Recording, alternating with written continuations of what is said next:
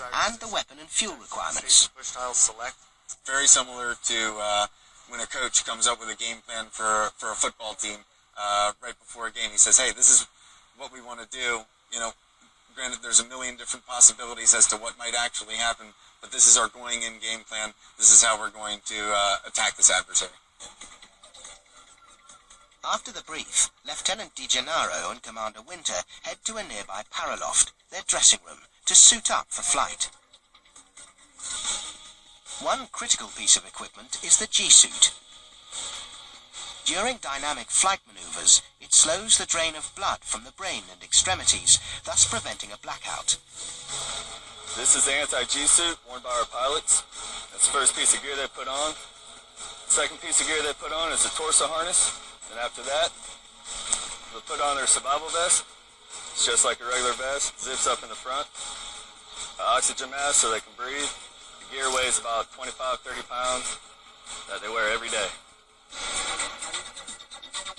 Together, their flight gear, including G-suit, survival vest, oxygen mask and helmet, is worth more than $6,000. Up on the flight deck, Lieutenant DiGennaro follows a strict set of launch procedures. The brown shirt plane captain turns the F-18 over to him, and he checks that all tools from the plane's pre-flight maintenance review are accounted for. A final walk around, then he climbs into the cockpit.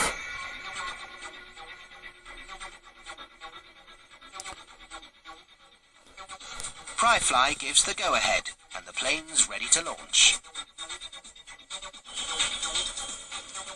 When the pilot and the plane are prepped and ready, they taxi into position. Hand signals from the yellow and green shirt crew guides the plane's front wheel, its nose gear up to the catapult, and a holdback bar holds the plane in place until launch.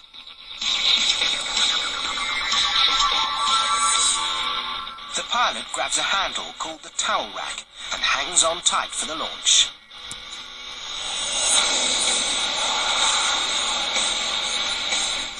I think it's a lot like being at the apex of the hill on a roller coaster right before you go down.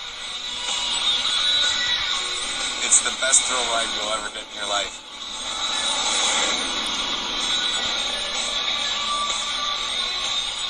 All you're thinking about is, okay, is this catapult going to work today? Up in the air, the team of F-18 pilots completes their mission. Training missions like dogfighting and bombing runs are designed to simulate actual combat. Roger, 0 out of turn, taking just 2. And on this Pacific Ocean deployment, missions have very real-world implications. Just where we're near Korea and North Korea.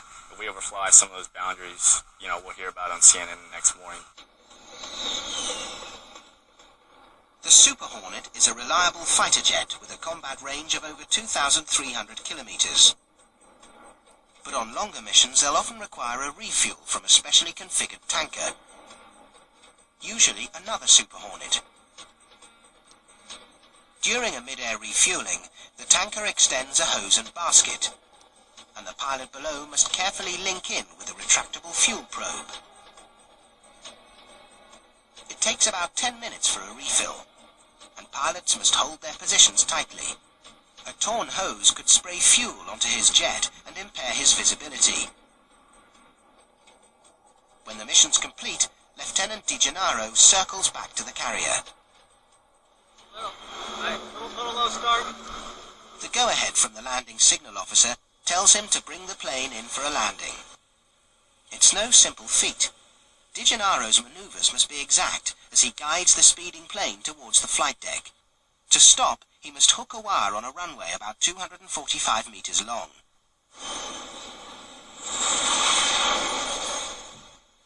It's an easy process for him now, but he still remembers his first carrier flight and landing. It's something I really couldn't even describe, but it's a very interesting feeling. It's the coolest thing I will ever do in my life.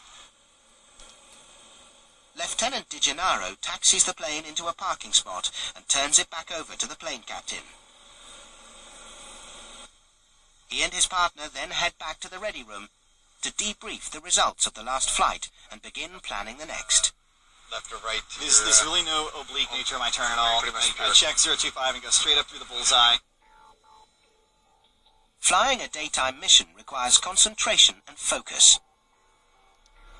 But when the sun goes down, pilots face the most challenging aspect of naval aviation, night flight. It's something that a lot of people never really get used to. I don't think the Wright brothers would have invented an airplane if they had flying at night in mind, especially off of an aircraft carrier. It's not something that's necessarily fun, but it will get your heart beating.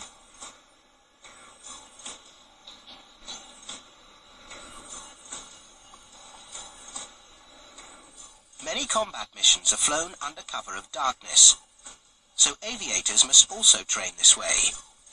Yet at night no horizon is visible, and pilots can easily lose a sense of their surrounding space.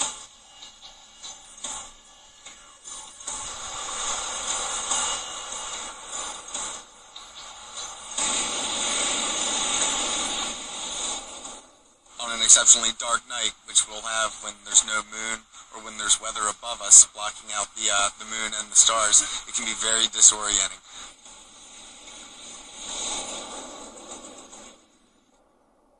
One piece of equipment that helps out, night vision goggles.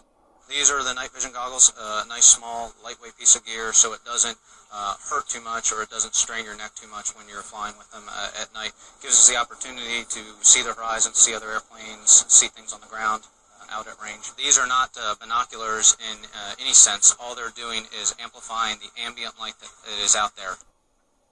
During a landing, pilots shift their focus to the meatball, a moving amber light on the flight deck's instrument display. It moves up and down to indicate vertical angle of approach to the runway.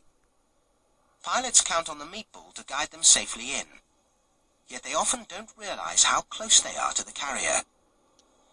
And the touchdown can be a jarring surprise. It can go south very quickly when you're landing on the carrier at night. You just revert to your training and don't think about it. If you think about it, you're going to be dead.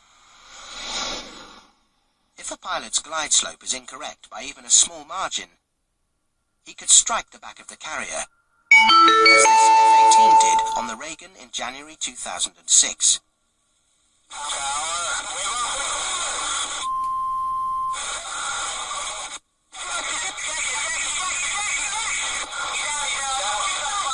The pilot ejected safely, but the plane was lost in the ocean. Still, despite the ever-present danger, these naval aviators are well trained, and they rely on their years of experience to fly and land safely.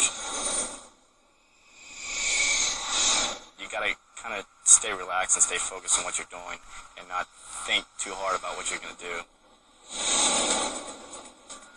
For the men and women of the Reagan's Air Wing, it comes down to a passion for flying these high-tech toys.